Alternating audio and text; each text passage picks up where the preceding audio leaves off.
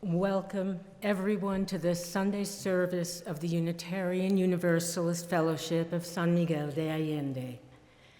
Bienvenidos todos al servicio dominical de los Unitarios Universalistas de San Miguel de Allende. Estamos contentos de estar juntos. We're glad to be together. This is a place where we can bring our whole selves and be accepted as we are with love and friendship.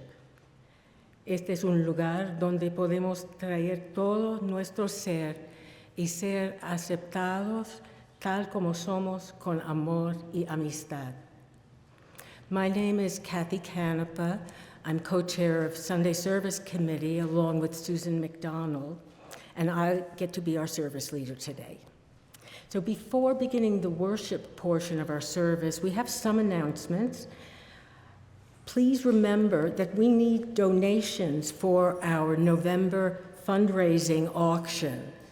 There is an information sheet at the welcome table over there, and during coffee hour, you can ask Jerry and Diana any questions you have about it. And you've probably seen the notices in our newsletter, but if anyone is interested in being a hymn leader, you just come a couple minutes early to practice on a Sunday. You can contact Marjorie Buren, and you'll find her contact information in our website and in the newsletter. Now, after the service, those on Zoom are invited to stay connected, and you can visit with others in the chat room, in the discussion room. And if you're visiting, would you write your name into the chat box so we can personally greet you after the service? And those who are here at the Aldea, join for coffee and cookies, and take those coffee and cookies over to the welcome table and find a lot of information and opportunities. We want to remind you also to come and bring friends to our Thursday lunch and games, and go online on Tuesdays for Tom's Coffee Hour. So you can check out our website, UUFSMA.org, and see prior services and information on how to become a member. Now, do we have any visitors here today? And if we do, would you stand so we can see who you are and personally greet you and pull you over to coffee? Come on, Michael, you can do it. Welcome. My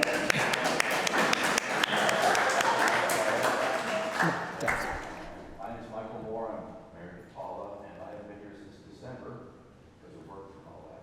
So happy to be here this week and next week.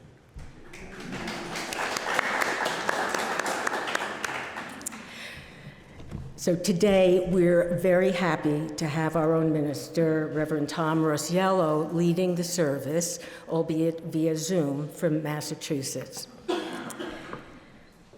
So we enter our time of worship by lighting the chalice, which is a symbol of Unitarian Universalism. Today, our chalice lighting words are from Dag Hammarskjöld. Each morning, we must hold out the chalice of our being to receive, to carry, and to give back. Cada mañana debemos extender el cáliz de nuestro ser para recibir, para llevar y para devolver.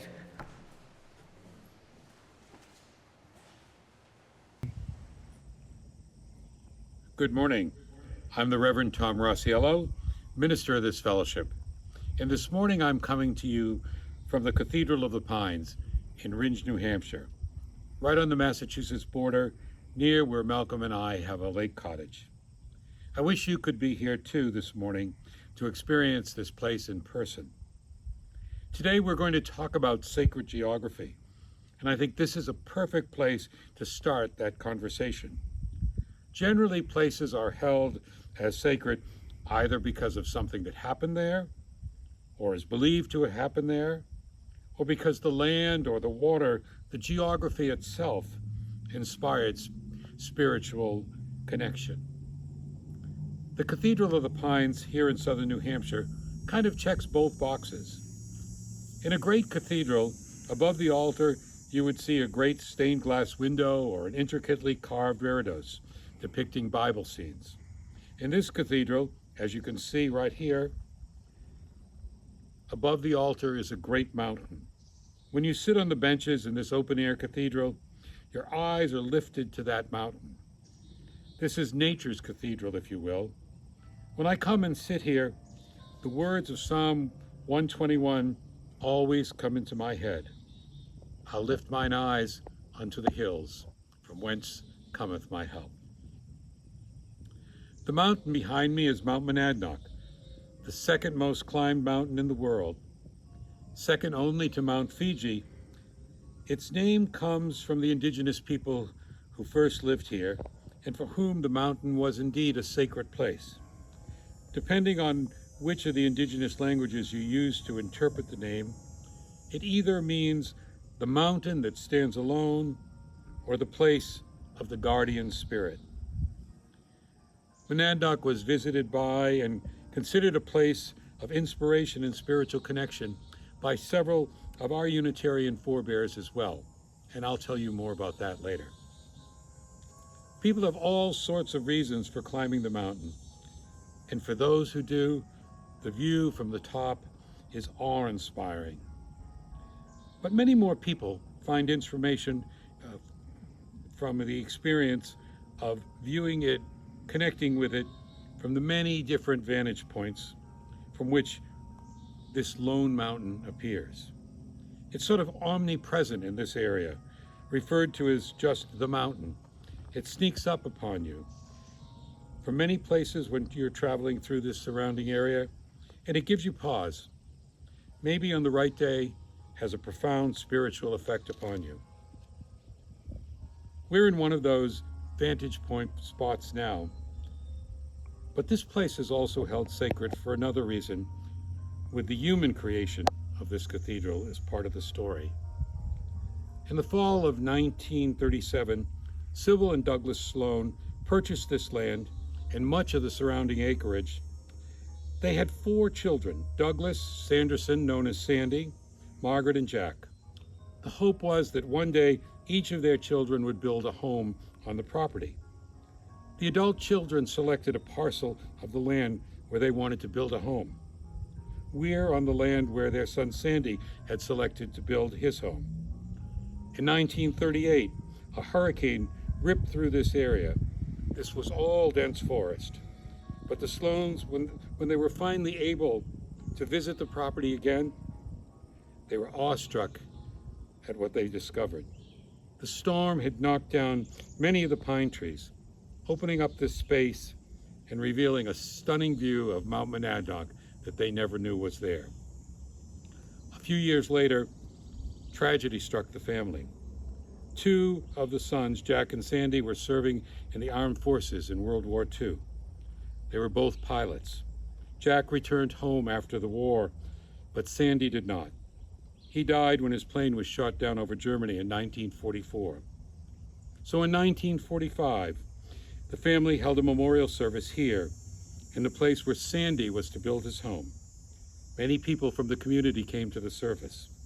This is the first service conducted in what now is called the Cathedral of the Pines. The next year, the family opened up the space to the public and welcomed people of all faiths to come, not just to remember Sandy, but to all those who served this nation, but also, within the context of their own faiths, worship in this magnificent place. The altar behind me is created from different types of stones sent from all 50 states in memory of their war dead. And now people are often called to worship by a carillon in a tower at the entrance to this space. You may have heard it playing a little earlier. That too is a monument. In fact, it's believed it is the only monument in the U.S. to the women, particularly the nurses, who served in war.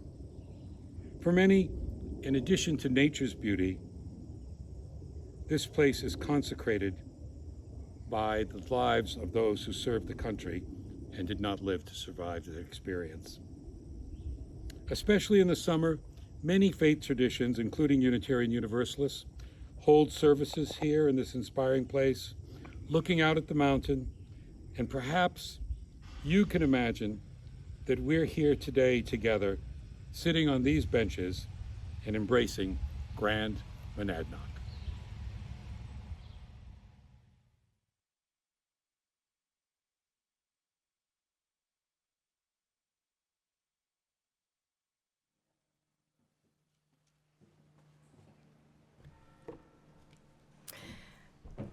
Now, let's join our voices together in song, hymn number 44. It's in your hymnal, and the words will appear on the screen. We sing of golden morning. I invite you to rise in body or spirit and remain so for the covenant.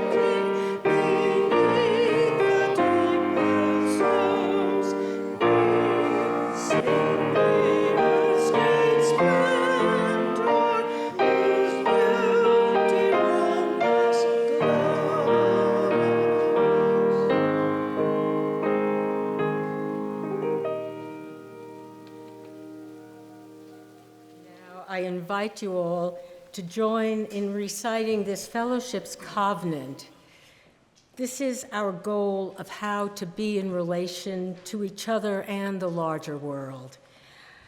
I will lead us in English, and then Sofía will lead us in Spanish. We respect the interdependent web of life and work for a just and peaceful world. We encourage the search for truth and meaning, strive for compassion in our relationships, and seek values that will benefit our lives and the lives of others. This is our covenant. Respetamos todos los estilos de vida dentro de su red interdependiente y trabajamos por un mundo justo y pacífico. Alentamos la búsqueda de la verdad y la comprensión total. Nos esforzamos por mantener compasión en nuestras relaciones y buscamos valores que beneficien nuestras vidas y las vidas de los demás. Este es nuestro convenio.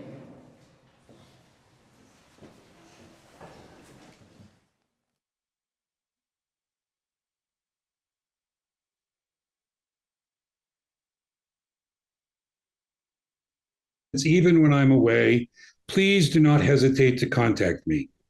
Also, our caring team is ready to help in ways that they can. To contact me or them, our email addresses are on our website. And if you contact me, we'll set up a time to talk.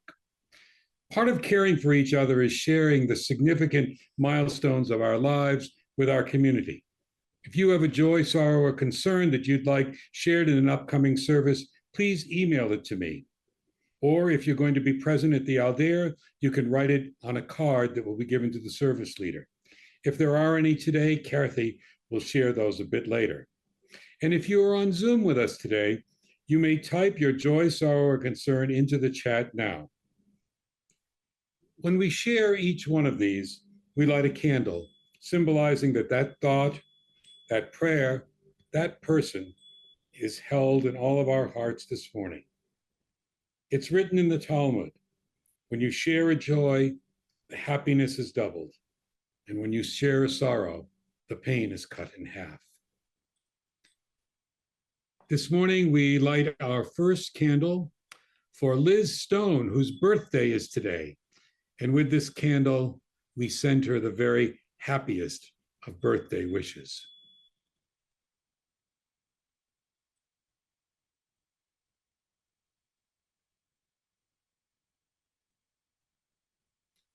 We hold Mark Johannesmeyer in our thoughts and prayers this morning.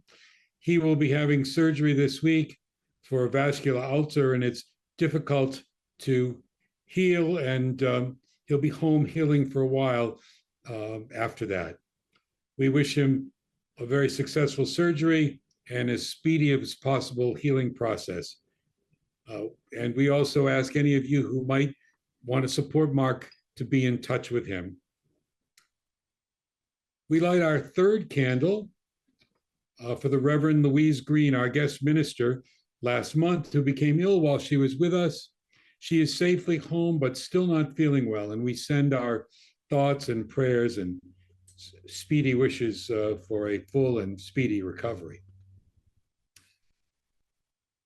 With our next candle, we remember Elsemarie Norby, who passed away peacefully on Tuesday, surrounded by her loving family. Many of us remember Elsemarie as a frequent pianist in our services, and we remember her for her tireless work with children in our community. First, with the Singing Children of San Miguel Allende, and then with her wonderful program for children in the community of San Miguel Viejo called Ojalá Niños. Her light continues to shine in all the lives she touched. She's survived by 4 children and several grandchildren and great-grandchildren. Information about a memorial service will be sent out when it's available. We light a candle for the Reverend Walter LaFleur, a close colleague of mine who came from the parish where I am Minister Emeritus. He was one of our guest ministers on Zoom services during the time of COVID. And now, sadly, he is in his final days of life. We light this candle in his honor and send prayers of peace and comfort to him and his wife and his family. And now we go back to Cathy to see if there are any cards for joys and concerns this morning. Nope. And we go back to Tom. Okay. There is from Kirsten for a joy or concern for health for all indigenous life, and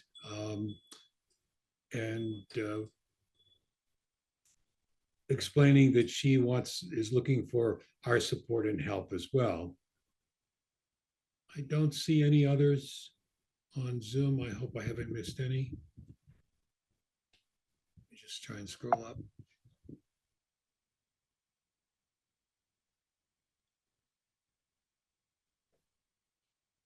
Okay.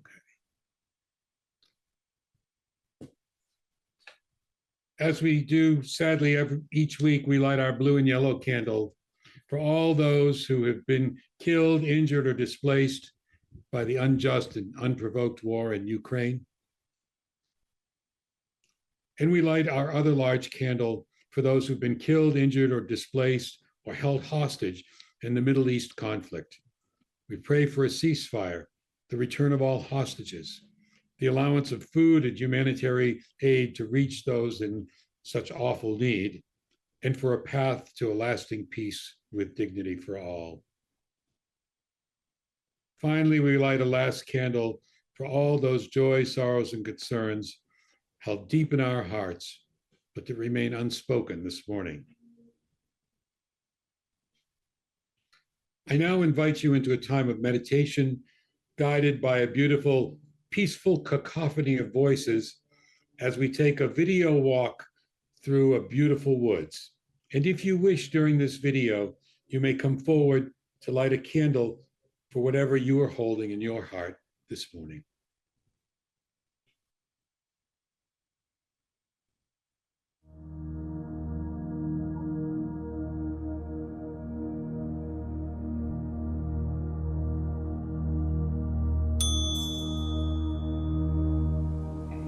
Silence my soul, these trees are prayers.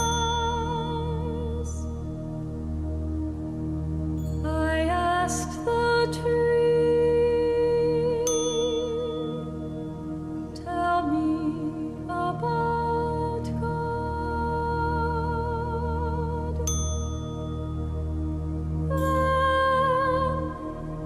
It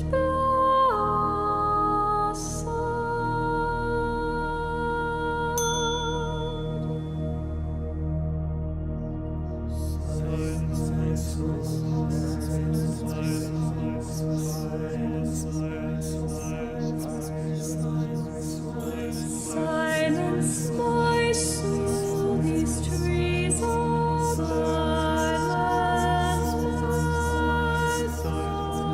I asked the trees,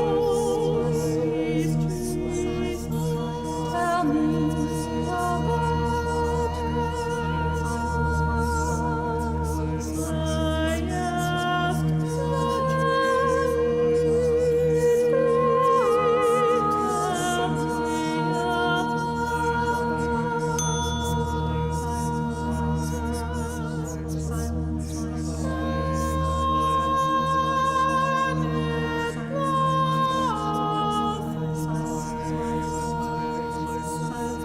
silence my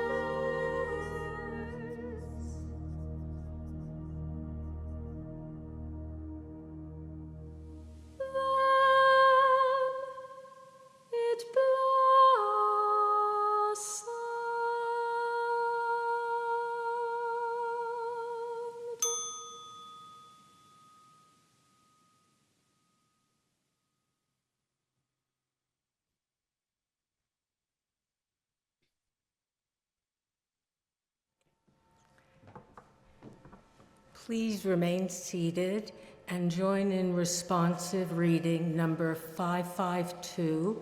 It's in your hymnal and the words will appear on the screen.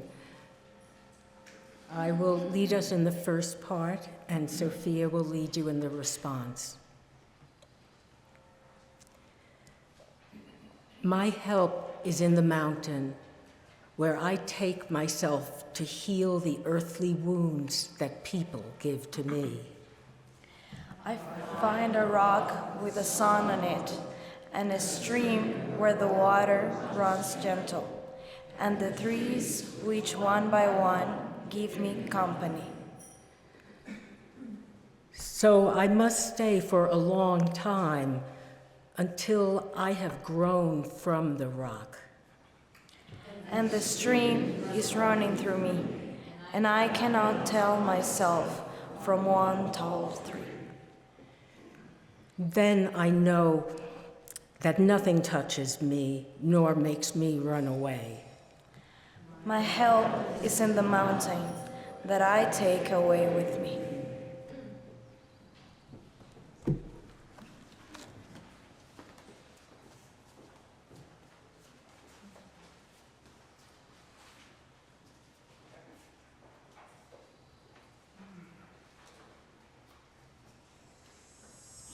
People don't just come to the cathedral in the Pines to spend time in the, what we might call the cathedral nave, the main space, to worship or experience the sacred. Over the years here, cemeteries, gardens for ashes, and trails were developed on the property surrounding the main cathedral space. People walk or find a sacred spot to sit on a bench, to sit and reflect and meditate or pray, or just to appreciate nature. In addition, some different religions have claimed certain areas as their particular spot. In essence, in the style of the great cathedral, creating chapels around the nave. So let's go for a walk and see some of them.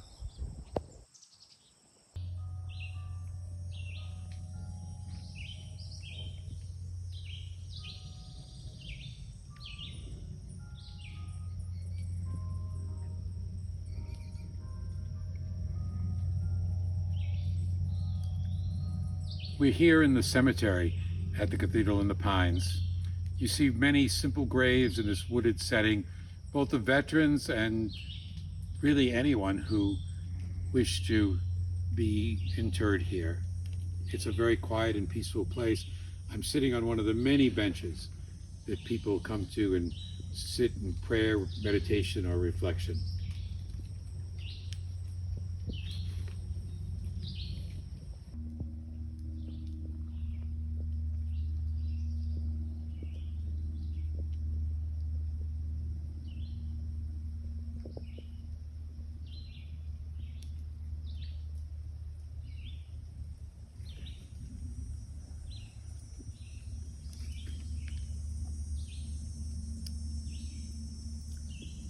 As I mentioned earlier, people from many different faith traditions have created places surrounding the main church where they're able to express their meditation or prayer or whatever, focusing on their own tradition. And here, right under this great pine tree, is the Buddhist chapel.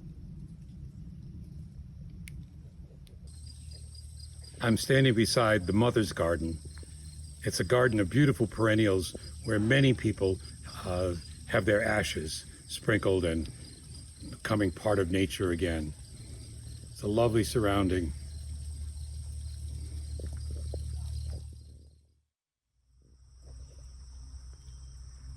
We've come to another spot along the trail, walking around behind the main nave of the cathedral. And throughout this area, you'll find little statues or stones with quotations or a variety of things that remind people of their various faith traditions. And you can see behind me a reminder of the Catholic tradition with a statue of Mary.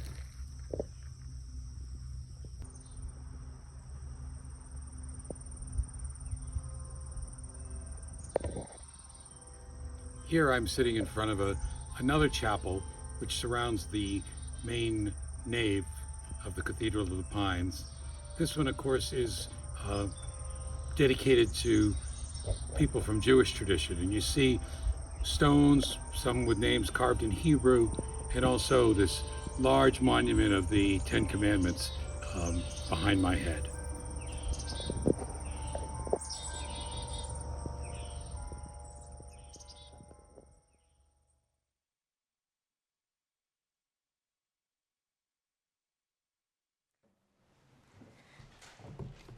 Please rise in body or spirit to sing hymn number 81, The Wordless Mountain Bravely Still.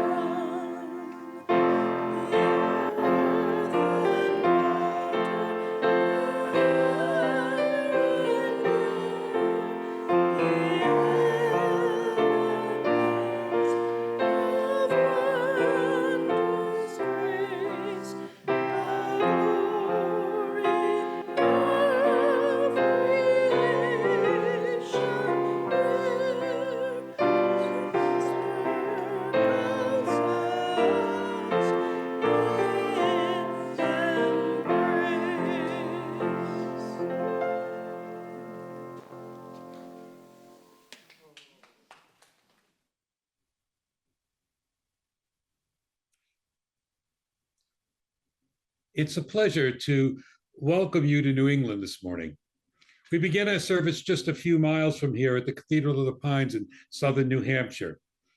I wish we could all be seated together there right now, experiencing firsthand the magnificent pines all around us and lifting our eyes up to the mountain, and maybe even walking some of the peaceful trails. Actually, having the experience would be the best sermon, but I hope I can bring you an approximation of the experience by sharing words and photos, and with Paula's help, music that speaks of the spiritual experience of nature. Not just the experience of this one woodland cathedral or the view of this particular mountain, but the experience of finding spiritual nurture in nature anywhere. I'm not just talking about enjoying a pretty view. I'm speaking of something much deeper and more profound. There are many places that people hold sacred, and going to a sacred place to draw in some of its spiritual nourishment is really part of every religion. Going to Lourdes, going to Mecca, going to Bethlehem, going to Jerusalem, all are pilgrimage to geographic locations, which are important to Jews or Christians or Muslims. But they are important because of what happened or is believed to have happened there, not because of the geographical place itself. Experiencing the sacredness of a geographical location itself without alteration and apart from whatever stories or myths may exist concerning it is something quite different. The spiritual message or connection comes from the natural place itself, not from the story or event that's been imposed on the landscape. Let me be clear. There certainly are places of human creation or places where great things happened where I feel the Spirit, where I feel that I'm standing on holy ground. A great cathedral in Europe, perhaps, or one of our own beautiful New England churches, a small village in France where thousands of Jewish children were saved from the Nazis, or in Emerson's study in his home in Concord, or on the site of Thoreau's cottage at Walden Pond, all places that I experience as holy ground because of what happened there. You know, when I was at Harvard Divinity School, my preaching class was held in the old chapel of Divinity Hall. It's just down the hall from Emerson's dorm room. It was in that chapel and from that very pulpit that Emerson preached the famous and controversial Divinity School address in 1833, an address which shocked the world with his radically new view of religion and opened Unitarian theology up to embrace all that we welcome today. I knew I was standing on holy ground when I preached in that pulpit, so I don't want in any way to dismiss the spiritual power of being in a place where something profound happened. But that's a sermon for another time. Today, our focus is on finding the sacred in nature itself, of experiencing a deep connection with some part of the natural world which brings us inner peace and grounding, a place where we feel uplifted, inspired, where we experience clarity of thought, renewal of spirit, and perhaps even some strength to meet the challenges of our lives. I'm talking about places in nature where you experience a deep personal connection to something greater than yourself. Some call it God. Others call it the source of all being, the guiding light, the oneness of creation. It's a place where you are humbled by the feeling that you are a small part of something much greater, a place where you feel that you are standing on holy ground. Engaging with nature as a form of spiritual connection has been an important part of our faith tradition for more than 200 years, and for much longer than that in other traditions, such as the indigenous faith traditions of Native Americans in what is now the US, Canada, and Mexico, and in the Hindu faith traditions of India and other Eastern cultures. These earlier traditions entered and helped to shape our Unitarian Universalist tradition. Let me explain what I mean by that. As the 19th century began, Unitarian thought was pretty much based on liberal interpretations of Jewish and Christian scripture. But by the 1930s, with the rise of the Transcendentalist movement, the door was open to exploring other religious ideas. Both Emerson and Thoreau studied non-Western religions, especially Hindu thought, and Thoreau in particular found in it a practice of finding the sacred in nature.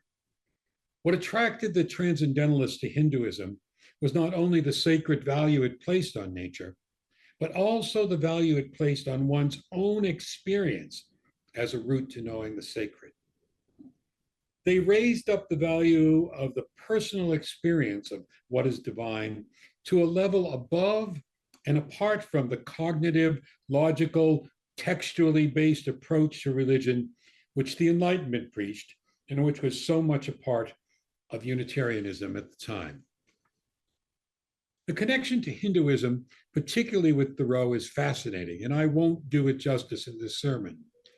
But it's important to understand how a naturalist spirituality came to be embraced by us. So in the Hindu creation story, the earth itself and all life on it comes from the body of God. Just as our body parts are not all of equal importance, also in the natural world, certain places on earth reveal the sacred more than others. These become the places of pilgrimage.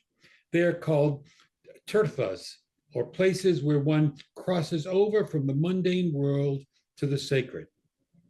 Going to these places, contemplating these places, even in representations of these places, provide a deeper connection to the sacred.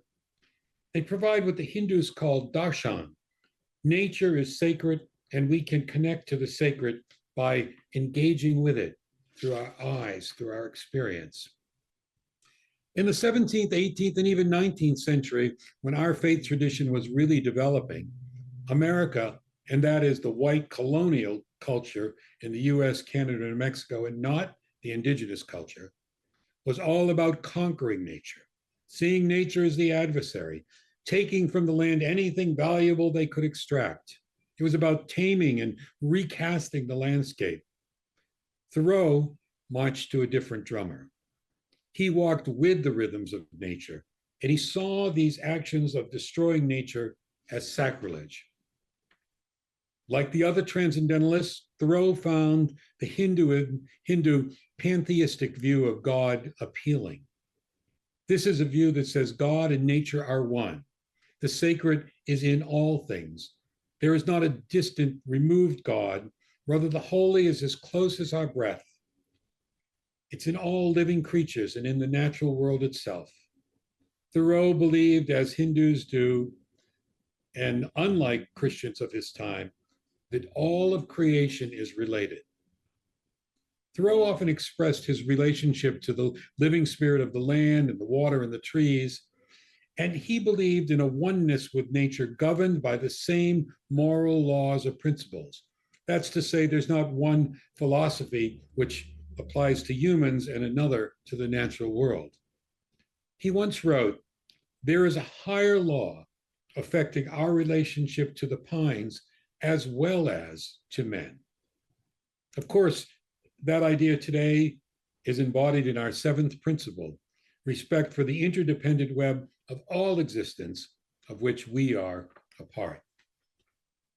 The importance of the experience of the natural world in Thoreau's religion, or philosophy if you prefer, is strikingly similar to the importance which Hindus place on geography. Those of you who have some knowledge of India know that there are many sites to which Hindus make pilgrimages, particularly sacred rivers and mountains. And just like the Ganges River or a Himalayan peak, or even certain small pools of water or streams in India, call pilgrims to pilgrimage, call Hindus to pilgrimage. Just the same way, Walden Pond, the shores of Cape Cod, the New England woods and mountains called out to the transcendentalist. These unspoiled places became their tirthas, the places where they cross over to the sacred. So that brings us back to where we started the service, looking at the mountain that stands alone, Mount Monadnock. It has various interpretations. In the Algonquin language, Monadnock means place of the spirit. And you know, high peaks were sacred to most indigenous tribes. But early white settlers also viewed Monadnock's peak with awe and even superstition. Some claimed that they could hear the mountain itself roar when a storm was brewing. Few climbed it, but pilgrimages to the mountain really started with the conquered transcendentalists who identified a spiritual experience to be drawn from climbing the mountain as well as viewing the mountain from afar. Both Emerson and Thoreau walked the 36 miles from Concord to Monadnock. Emerson once told Thoreau, "You must ascend a mountain to learn your relationship to matter, and so to your own body." And ascend Monadnock they did on several occasions, along with many others of our Unitarian forebears. In those days, you could catch views of the mountain on the long walk from Concord, and it was impressive. Nathaniel Hawthorne wrote, "Monadnock was visible like a sapphire against the sky." And Thoreau, when speaking of the sacredness of climbing the mountain, wrote, "The natural terraces of rock are the steps to this temple." Both Emerson and Thoreau made camp near the top and spent nights there, and each would write of their experience as a spiritual one from which they drew an understanding of a religion in kinship with and inspired by nature. They too relished the view of Monadnock from afar, drawing the darshan as a Hindu would from a sacred tirtha of India. It was indeed for them and for many of our other forebears a place where they crossed over from the mundane world to the sacred. In the 20th century, Monadnock remained a place for spiritual inspiration to painters, poets, writers, and musicians. I would be remiss if I did not point out that two of the pieces Paula selected for today's service, those by Edward MacDowell, are inspired by this very same landscape. His composing retreat, which was later to become the MacDowell Colony, has a view of the mountain, inspiring him and later many other composers, writers, and artists who would spend summers in the cottages on this property to bring their spiritual experience of Monadnock into their work. Both Mark Twain and Rudyard Kipling found inspiration from Monadnock as well. Kipling had a home where he could view Monadnock sitting at his writing desk. And of Monadnock, he wrote, "Monadnock came to mean everything that is helpful, healing, and full of quiet." Well, it certainly doesn't have to be this one mountain, as impressive as it is. I hope you're thinking about those places in nature that have spoken to you deeply in a spiritual way. Places that being there, looking there, walking there, even remembering being there, clears our minds of needless noise and confusion, lifts our spirits, and brings us peace. Places where you feel a deep connection to the universe and a oneness with the trees or the rocks or the water. Places where, to use the Hindu expression, you cross over from the everyday world into sacred space. Writing this sermon last Friday morning, I was looking out the window as the sun began to come over our fog-shrouded lake. The pines on the other side barely visible. The air was filled with that fresh, clean smell of woods and garden washed by the rain of the night before, and the haunting voice of the loons, always the first to announce the morning, soon followed by a cacophony of other birds, connected me to that feeling of being in a sacred place.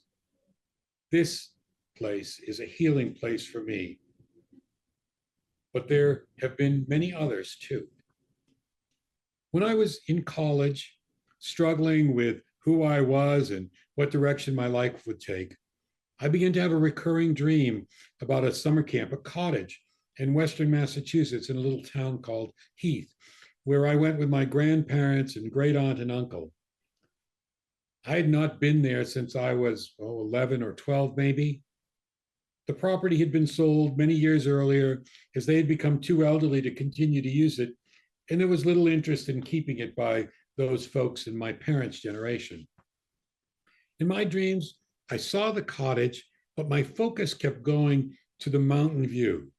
There was a wonderful view of Mount Greylock, and on top of that mountain was a tower which at night had a very small light that flashed as a warning to airplanes. As a child, I was allowed to sleep on the porch, which looked out at the mountain. When you're small, it's exciting, but it's a little scary too, to sleep on a screened-in porch where there's wild critters all around. I remember if I got concerned because I heard a noise, I would look to the light at the top of the mountain. It seemed to comfort me, and soon I'd fall asleep. During the day, we'd take hikes, and I remember a large, flat, white rock in the middle of a patch of blueberries. It was a beautiful and kind of special kind of quartz, I guess, and it stayed cold no matter how hot the day. If you sat on it, it would cool you off.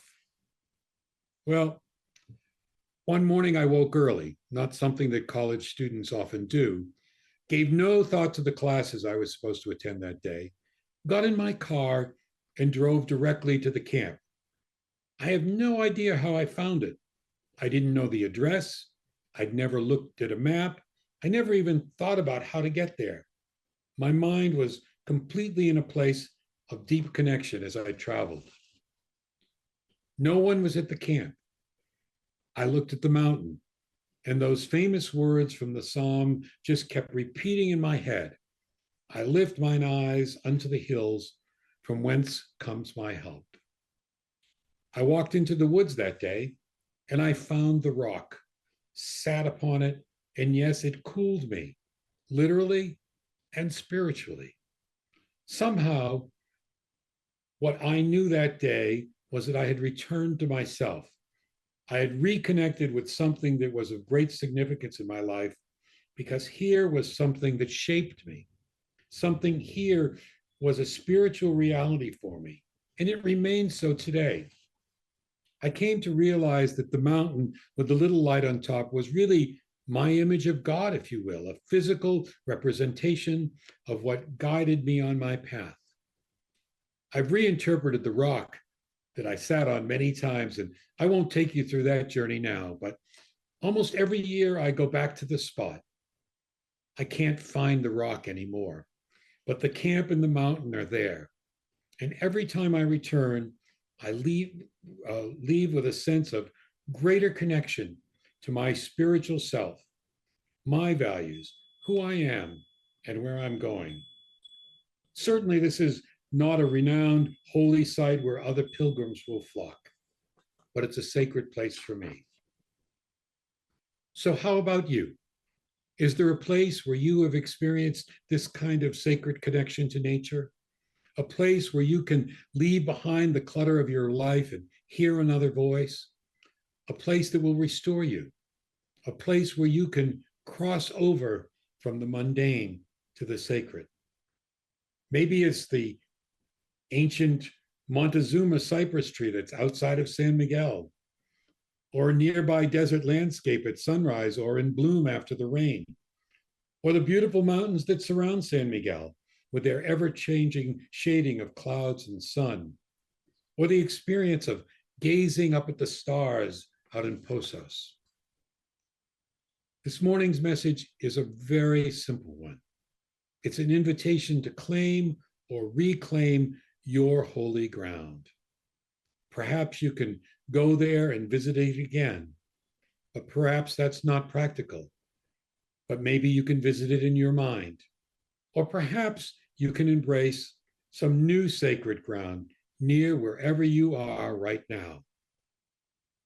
I wish you a good journey and the blessings only an encounter with your sacred geography can provide.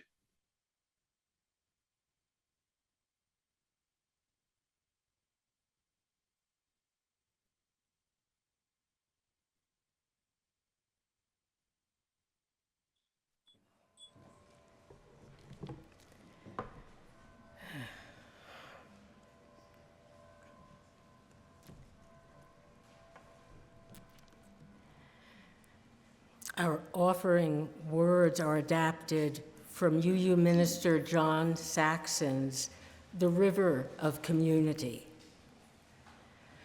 A religious community is like a river, formed from the many streams of our lives that meet and merge and flow to the sea. As members and friends of this community, we wait until we can turn off our phone. Because I love these words following that sermon. As members and friends of this community, we share our time and energy, our creativity, imagination, and vision, our talents, skills, and gifts, and the streams of our individual lives to create a river that is both deep and broad, a river that sustains life and refreshes the land through which it flows. But the river of this community also depends on our shared financial support that makes real our values and vision. So we will now have our communal ritual of giving together as one community for the support of this community and our work in the world. You are invited to give joyfully as you are willing and able.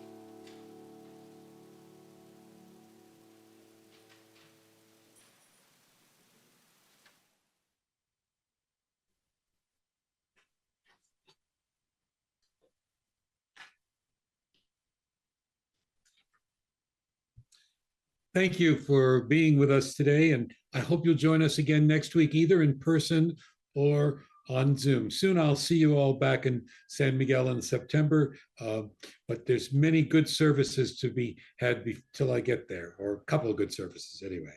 I thought we would close with some words from Thoreau.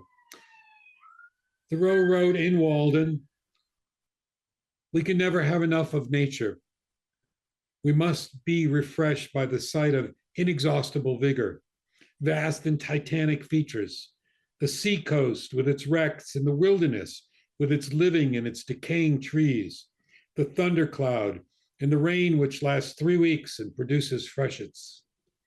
We need to witness our own limits transgressed and some life pasturing freely where we never wander.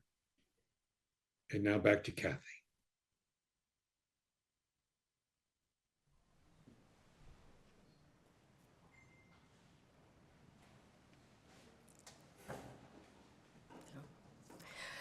We extinguish this flame, but not the light of truth, the warmth of this community, or the fire of commitment.